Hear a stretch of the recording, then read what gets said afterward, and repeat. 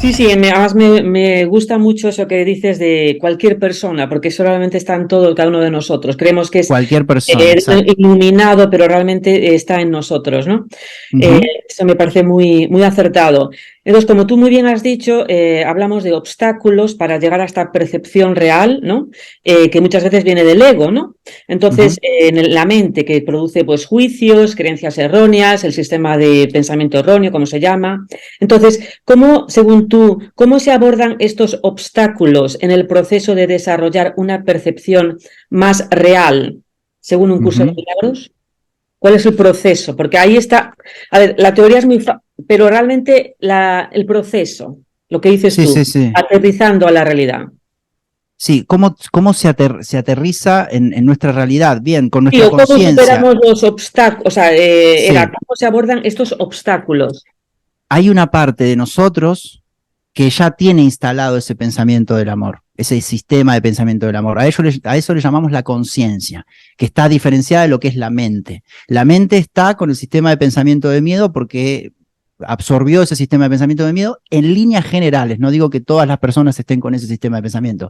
A través de la conciencia, y con la conciencia es el observador, es lo que somos. Es decir, si haces una meditación profunda y cierras los ojos y de repente mencionas, bueno, ahora con los ojos cerrados voy a mover el dedo derecho del pie y ves que lo mueves, bueno, eso es lo que uno es, ¿no?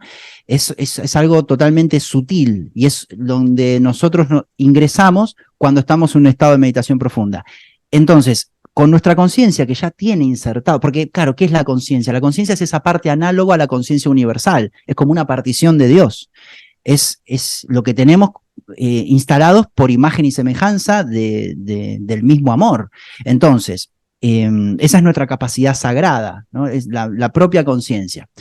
Y a través del libre albedrío, qué es lo que tiene instalado esa conciencia, es decir, la capacidad de decidir pensar libremente. Esa es una capacidad también que la tenemos, porque es una capacidad creadora. O sea, la energía del amor, ¿qué es? Es una energía creadora de todo. Entonces, lo único que hace es un pensador también, tiene un sistema de pensamiento y lo único que hace es crear. Nosotros tenemos instalado esa capacidad eh, por default, digamos, o sea, claro, porque no nos creamos a nosotros mismos, fuimos creados por el mismo amor, fuimos creados por la conciencia universal. Entonces, claro, una partición de esa conciencia universal la tenemos nosotros y ¿a dónde la tenemos instalada? En nuestra conciencia. Entonces, con nuestra conciencia y con nuestro discernimiento, con nuestro pensamiento, ¿no? El amor en nosotros se puede plasmar, ¿no? Y luego en un sistema de pensamiento también, luego se baja a lo que es un sentir, ¿no? Porque el sistema de pensamiento también produce sentimientos y emociones, bien que hay algunas diferencias, pero bueno, no vamos a ahondar en las diferencias entre sentimientos y emociones, pues si no nos extenderíamos más. Y luego también en un accionar.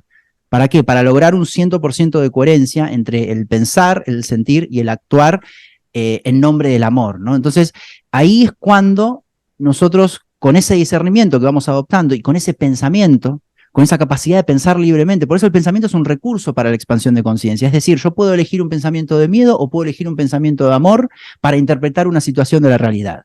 Entonces, en la vida cotidiana, a medida que en ese discernimiento yo pueda saber cómo es el funcionamiento del amor y cómo, claro, cómo trascender miedos y cómo sanar heridas, que desde la conciencia eso se puede hacer, uno va sintiendo más paz, más felicidad, más plenitud, más entrega total hacia la realidad y además también ve cambios en la realidad, ve manifestaciones en la realidad y eso a uno le va dando una confianza como para seguir trabajando en el propio sistema de pensamiento hasta que se produzca toda una traducción total de ese sistema de pensamiento, lo que se llama un estado de conciencia total, un estado de conciencia plena, donde ya no hay subconsciencia, sino que la persona ya es consciente absolutamente de todo y percibe todo tan, sí, percibe todo tan íntegramente, de manera unificada, de manera integradora, tanto el afuera como el adentro, porque en realidad ese afuera y adentro no son reales, en realidad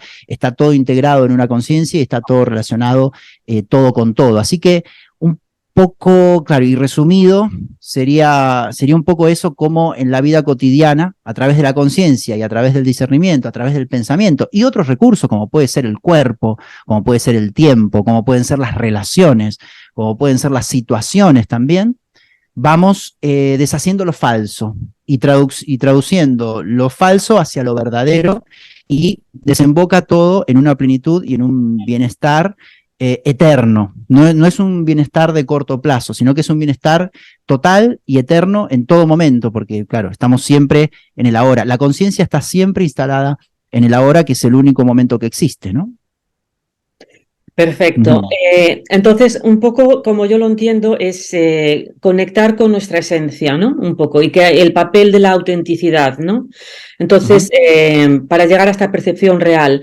Entonces, yo entiendo que la percepción real está relacionada con nuestro ser más auténtico, con nuestra esencia, como se dice, y cómo pueden las personas, digamos que están en este camino, cultivar la autenticidad en sus vidas para avanzar en su camino espiritual. Sí, a través de, con los hábitos y con los pensamientos, ser honestos con nosotros mismos y sí, ser transparentes y volcarnos hacia adentro, ¿bien? Porque en realidad todo cambio es interno.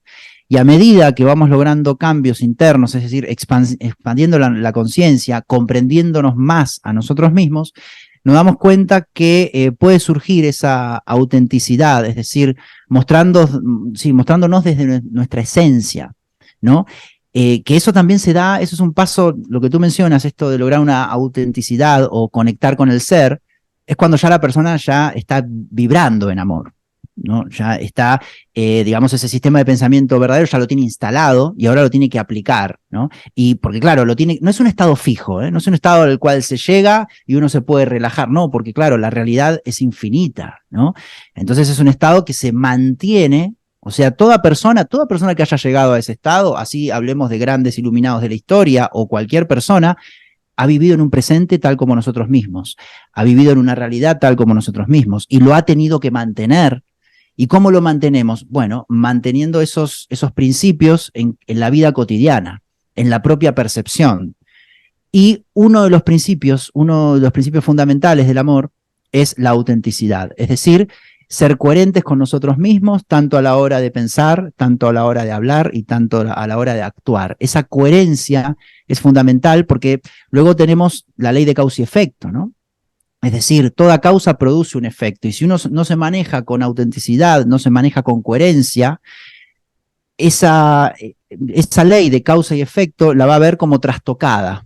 Es decir, va a ver que se producen efectos que no tienen mucho que ver con su sistema de pensamiento. Es decir, como que si uno, imagínate que si uno no hace el trabajo de hacer la traducción y dice, bueno, sí, yo creo que ya tengo el sistema de pensamiento verdadero instalado, ¿no? Pero claro, comienza a decidir y puede empezar a decidir con carencia, con vulnerabilidad, con falta de plenitud, con culpa, ¿no? Creyendo en el castigo, creyendo en el bien y el mal, o creyendo en la dualidad. Entonces, en realidad uno se va a dar cuenta que en realidad no tiene ese sistema de pensamiento verdadero totalmente instalado. Y eso le va a producir efectos, que eso es lo que se conoce a veces con el ego espiritual, ¿no? Que uno se hace un curso o se lee un libro y claro, incorpora las ideas y dice, bueno, ya estoy muy avanzado espiritualmente, creo que estoy a un nivel muy superior y después viene algo de la realidad que le muestra que no, que en realidad no entiende nada, no sabe nada, no comprende nada, ¿no? Porque claro, las ideas fueron a la mente, pero no se hicieron carne. Y de eso se trata, de hacer carne estas ideas para llevarlas a la vida cotidiana y luego se vea también en la realidad. Y es muy importante para eso lo que tú mencionas, ¿no? Ser auténticos y además honestos, ¿no? Honestos con nosotros mismos también.